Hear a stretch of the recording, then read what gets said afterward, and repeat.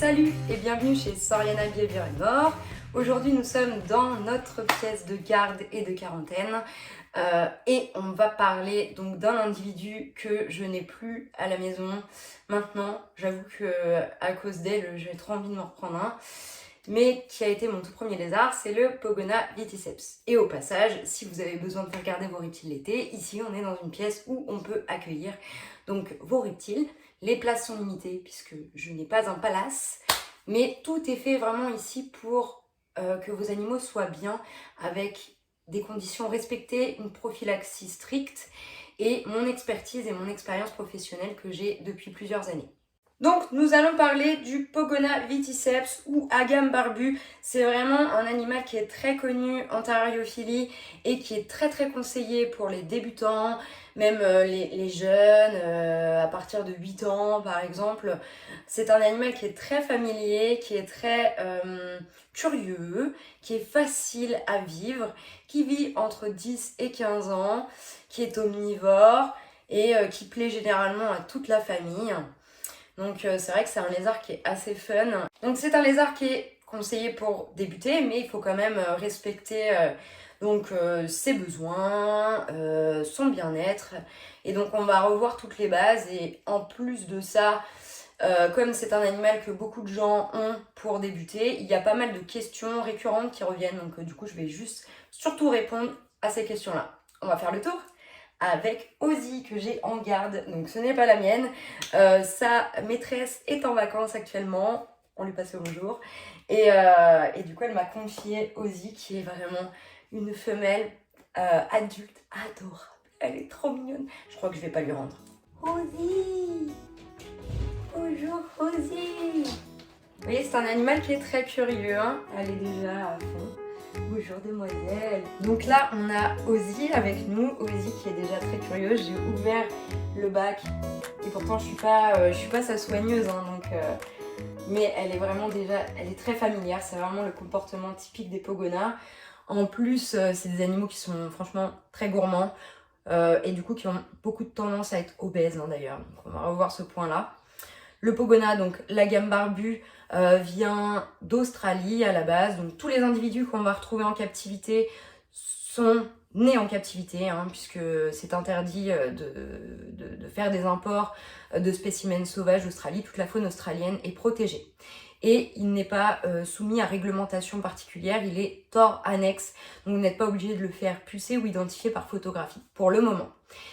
Néanmoins, il faut quand même conserver la preuve d'achat de son animal et son origine licite. Ne sait-on jamais si la loi change. Mais de toute façon, il faut toujours garder la preuve d'achat de son animal. Ça va de soi. Quoi? Donc c'est un animal qu'on peut acheter souvent dans les animaleries, les boutiques de reptiles évidemment. Il y a aussi des éleveurs professionnels et amateurs qui en proposent.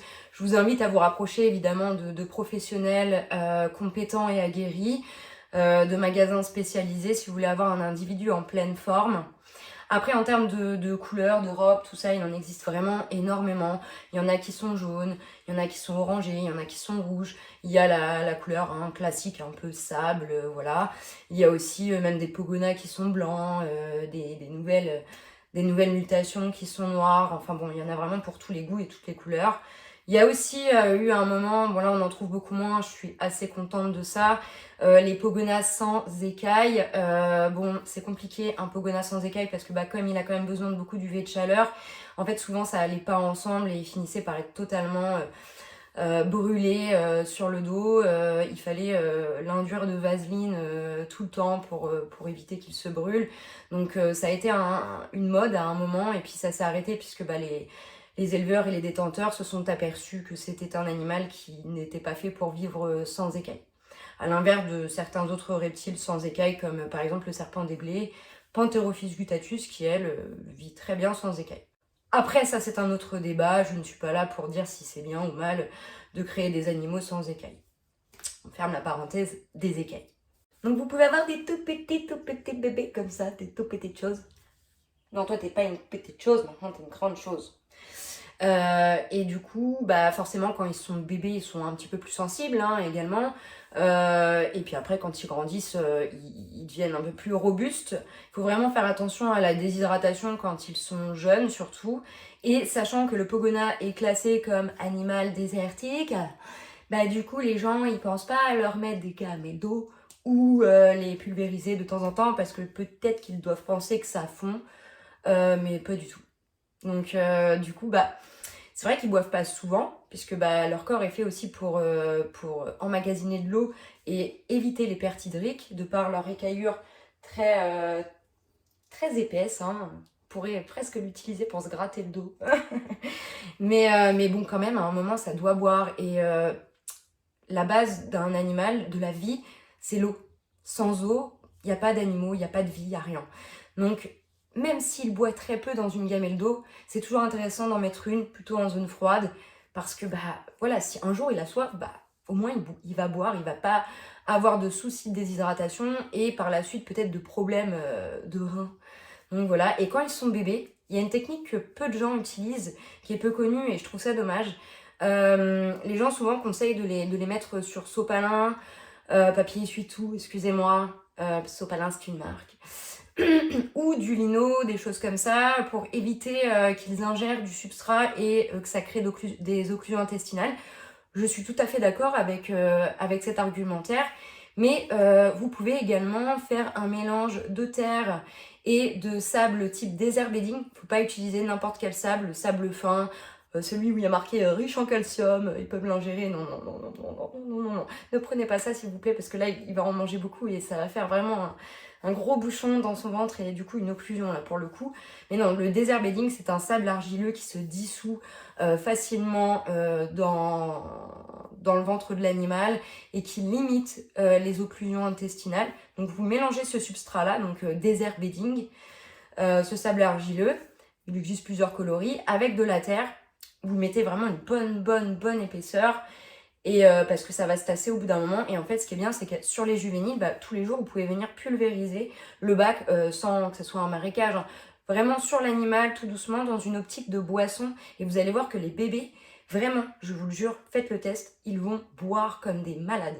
Parce que voilà, ils vont voir un mouvement d'eau, ils vont entendre aussi de l'eau, ça va leur donner soif. Comme nous, quand on se balade et que d'un coup on entend une petite cascade avec une petite brise fraîche qui fait chaud, on se dit ah, j'ai soif. Exactement la même chose. Donc vous pouvez vraiment faire ça sur presque les 6 premiers mois de sa vie. Et après remplacer ce substrat-là par soit du littéaspen. Donc là on a du littéaspen. Donc c'est du copeaux de peuplier, j'insiste. Pas du hêtre, pas du hêtre, pas de hêtre. Pas de hêtre, ça moisit, ça peut s'ingérer. C'est pas du tout absorbant, ça pue. Ça, c'est du copeau de peuplier coupé très fin et dépoussiéré. Et en fait, c'est pareil, ça a tendance à se dissoudre dans l'estomac de l'animal. Donc, franchement, les risques d'occlusion sont limités. Il n'existe pas un substrat 100%.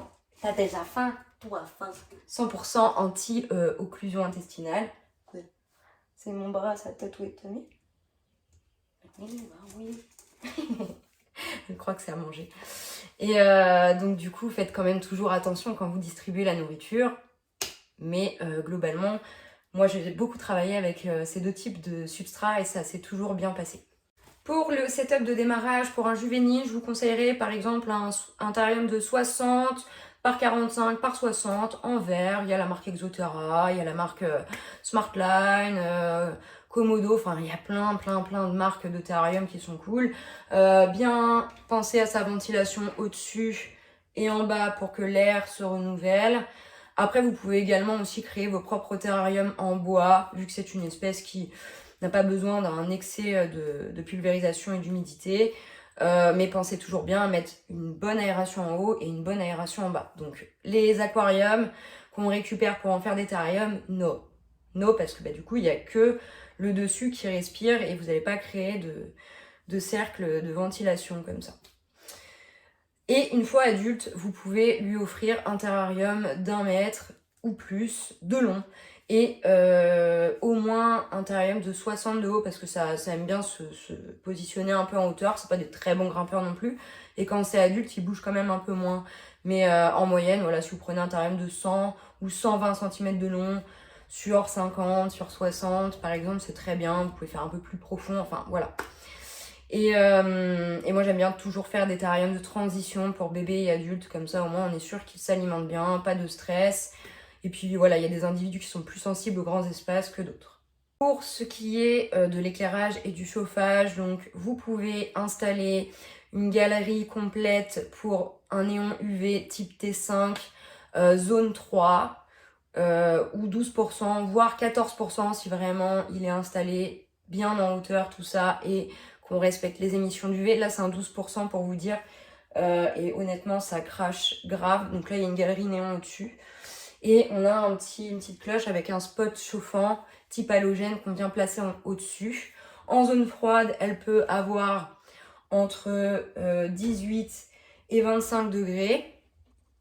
Donc, et la zone chaude, l'endroit où il y a la lampe qui sera placée. On ne met jamais la lampe au milieu pour le gradient thermique, vu qu'ils sont thermorégulateurs. Et bien là, on pourra avoir de 26 degrés à 31 degrés. Et là où elle se met sous le spot, l'ocelle de lumière, donc là par exemple on pourrait estimer qu'il est là, arrête d'essayer de me manger. Et là on peut monter jusqu'à 42 degrés au point le plus chaud. Mais il faut vraiment que ça soit un point localisé et pas tout le terrarium. Et la nuit, comme il fait très froid à la base en Australie la nuit, du coup vous pouvez descendre à 18 degrés sans problème, hein. C'est même mieux pour eux. Voilà pour l'éclairage et le chauffage, 12 heures par jour, aucun problème. Réglé par un programmateur. En termes d'alimentation, ça va être des animaux qui, juvéniles, vont manger beaucoup d'insectes. On dit souvent 80% d'insectes, 20% de végétaux. Donc après, je vous mets au défi de calculer vos 80% et vos 20%. Enfin, c'est la théorie. Donc dans la pratique, voilà, c'est vrai que vous allez donner du coup, si c'est vraiment un jeune, un petit peu d'insectes tous les jours. Mais pensez bien à toujours mettre une gamelle de végétaux tous les jours, même quand ils sont bébés, avant de donner les insectes pour qu'ils puissent prendre l'habitude de consommer des végétaux, parce que c'est comme les enfants sont pas trop fans des légumes, et donc si on les habitue pas tout jeunes, après ils ont du mal à en consommer, sauf que c'est vraiment très important pour leur espérance de vie et pour leur bien-être de leur donner des végétaux régulièrement tous les jours quand ils sont adultes. Et tout ce qui est vert est à volonté. Le pissenlit, les raquettes de figuier de barbarie, les fleurs d'hibiscus, excusez-moi, le plantain, la blette, enfin tout ça, ça peut être donné à volonté. La mâche aussi. Et en termes d'insectes, on va manger des grillons, des blattes, des criquets, voilà, tout de taille adaptée. Et quand ils sont adultes, hein, ils peuvent se passer de manger d'insectes pendant une semaine, surtout des spécimens qui ont un petit peu de bidou quand même. Donc faites attention parce qu'ils sont vraiment sujets à l'embonpoint. Donc elle va pouvoir manger tous les jours à volonté des végétaux. Et une fois de temps en temps, dans la semaine, ou 2 fois maximum, on va lui apporter des insectes et en quantité modérée. On peut venir placer du foin à la luzerne ou au pissenlit, celui-ci il est à la luzerne, en zone froide parce que ça va leur servir de 1, de cachette, de 2, de nourriture. Même si elle est sèche, au moins ça fait toujours un truc à boulotter. Pour la nourriture, il y a plusieurs choses qu'on peut donner, donc en plus des insectes. Alors déjà, le calcium pur, ça à saupoudrer sur les végétaux et les insectes. Calcium pur sans vitamines, ils n'ont pas besoin de vitamines, puisqu'ils fixent leurs propres vitamines grâce aux UV. Donc ça, c'est le calcium pur, c'est vraiment obligatoire pour les pogonas. Vous pouvez en donner un repas sur 2 en le saupoudrant, on dirait un petit peu de la farine. Ça, c'est une poudre à mettre sur les végétaux ou à donner humidifiée. Une poudre de raquette de figuier de barbarie, c'est super bon pour eux. Donc top. Ça, c'est une poudre microdosée, polyvitaminée, qu'on peut donner une fois par semaine. Ça va rehausser l'appétence pour les légumes, les végétaux. Donc par exemple, s'ils boudent un peu les végétaux, c'est génial. Ça, c'est du flan Repachim, on en trouve quasiment plus, c'est dommage. Donc c'est une poudre qu'on mélange à de l'eau bouillante et quand ça refroidit, ça vous fait un flan qui est riche en eau, nourriture et compléments. Et là, pour le coup, c'est que de la fibre, donc top. Ils adorent ça aussi. Et là, il y a Lucky Reptile qui s'est mis à faire une gamme. Bon, voilà, admettons, c'est pas ce nom-là, mais une gamme pour les pogonas, de petits flans à donner, à découper comme ça. Donc voilà, ça vous fait un petit packaging comme ça, un lot de 4 petits flans à donner pour les pogonas. Donc une version omnivore et une version insectivore. Et après, vos insectes, vos végétaux, tout ça. Du coup, ce sont des animaux aussi qui adorent prendre des bains de soleil quand on est en période d'été. comme actuellement. N'hésitez pas à les mettre au soleil quand la température est clémente dehors pour eux, sachant qu'ils peuvent avoir des points chauds à une quarantaine de degrés. Vous pouvez le placer dehors s'il fait 30 degrés sans problème. Faites toujours attention, hein, ne le laissez pas en plein soleil toute la journée. Surveillez-le aussi parce qu'ils peuvent manger les bourdons, des guêpes, tout ça. Faites attention. Mais c'est super bénéfique pour eux de leur faire prendre les UV naturels. Et vous pouvez aussi leur procurer des bains d'eau tiède, donc à 28-30 degrés, 1 à 2 fois par semaine. Ça va leur permettre de boire, aussi de déféquer dans l'eau. Donc ça active le système digestif. Et puis voilà, et puis toujours surveiller, hein, ils muent par plaque. Donc toujours bien faire attention aux mues sur les doigts, le bout de la queue, que ça ne fasse pas de garrot. Si vous avez tendance à avoir votre animal qui fait des garrots de mue, ça peut aussi venir d'un manque d'hydratation. D'où la gamelle d'eau, les bains, tout ça. Et n'hésitez pas aussi à gratter la mue quand vous sentez qu'elle peut s'enlever. Vous pouvez tirer doucement si vous sentez qu'elle part. Vous n'allez pas arracher la peau de votre animal. N'oubliez pas que c'est une armure quand même à la base. Et si la mue est bien fraîche et qu'elle n'est pas encore prête à s'enlever, elle va être molle, voire un peu humide. Donc voilà, vous allez le voir. Pour la taille des griffes, vous pouvez utiliser un taille-griffe si elle n'arrive pas à se limer les griffes toute seule. Et autre question qu'on me pose souvent, c'est plutôt des animaux qui sont solitaires quand même. Donc du coup, voilà, c'est plutôt des animaux qui sont solitaires, qui peuvent être territoriaux entre eux. Donc déjà 2 mâles ensemble, oubliez clairement. 2 spécimens qui n'ont pas du tout la même taille, à oublier. Un couple à l'année ensemble, à oublier parce que le mâle va être sans arrêt sur le dos de la femelle et à force elle va être fatiguée. J'ai même déjà vu un pogona mâle s'accoupler avec la femelle pendant que la femelle pondait ses œufs. Horrible. Et après, pareil, faites attention, même quand ils sont jeunes, il y en a un qui peut devenir dominant et l'autre dominé. Et donc le dominant va manger toute la ration du dominé et l'autre va maigrir pendant que l'autre va grossir et encore grossir. Et au bout d'un moment, il va y avoir une grosse différence de taille. En plus que l'autre va plus du tout manger, donc développer des carences. Et il risque d'en mourir ou de se faire grignoter parce que comme il pense qu'il a mangé, n'est-ce pas? Voilà. Donc par exemple si elle, voilà, c'est la dominante et il y en a un autre qui se balade et il a la queue, voilà, la queue elle est fine au bout. Lui il va regarder le bout de sa queue, il va pas réfléchir, il va dire waouh, on dirait trop un insecte. Et du coup il va lui croquer le bout de la queue en pensant que c'est un insecte et au final vous allez avoir un animal qui va se retrouver avec ça en moins de la queue, avec des nécroses, même les pattes. Hein, j'ai déjà vu un pogona se faire manger les 4 pattes. Horrible. Donc vraiment faites attention. Si vous pouvez les isoler, vraiment c'est mieux. Je crois que je vais te nourrir parce que t'en peux plus.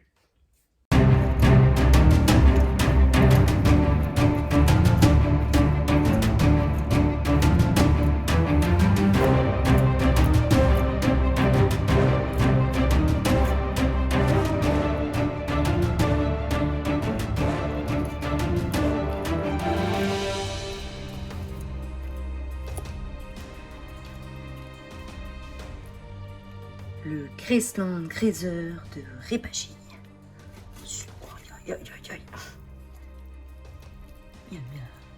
En plus, ça hydrate super bien. Génial. On aime ça manger. Les pogonas, c'est vraiment des gloutons.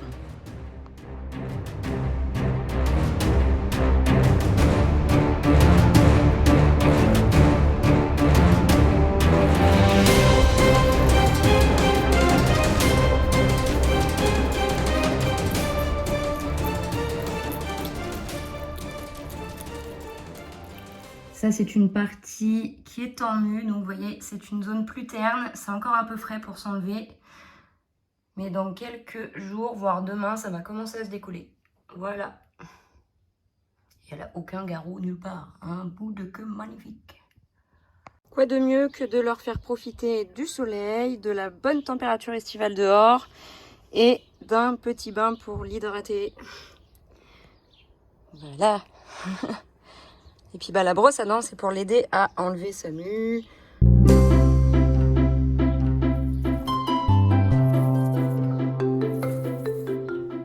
Du coup, j'espère que cette vidéo vous a plu avec Ozzy, du coup qui a bien voulu participer aujourd'hui. Et du coup, si vous souhaitez avoir de plus amples informations, n'hésitez pas à prendre l'un de nos coachings d'accompagnement personnalisé en visio à distance ou à domicile. si vous voulez faire garder votre animal ou peu importe, si vous voulez que je vous refasse des programmes de nutrition parce que vous le trouvez un petit peu potelé ou vous ne savez pas justement, nous sommes là pour ça et c'est une espèce que nous connaissons très très bien ici chez Soriana. Donc vraiment, n'hésitez pas et rendez-vous sur un prochain épisode. Abonnez-vous à la chaîne YouTube Soriana Behavior and More. Allez visiter notre site soriana.com, nos réseaux sociaux, Varanisi, Soriana Behavior and More sur Instagram et Soriana Behavior and More, la page Facebook officielle. Merci à vous, salut! Ça c'est une partie qui est en mue. Elle a encore un petit chouïa fraîche, mais voilà, on voit, du coup c'est une partie qui est plus terne. Ne me touche pas la queue. Ne me touche pas la queue. Non, don't touch my tail.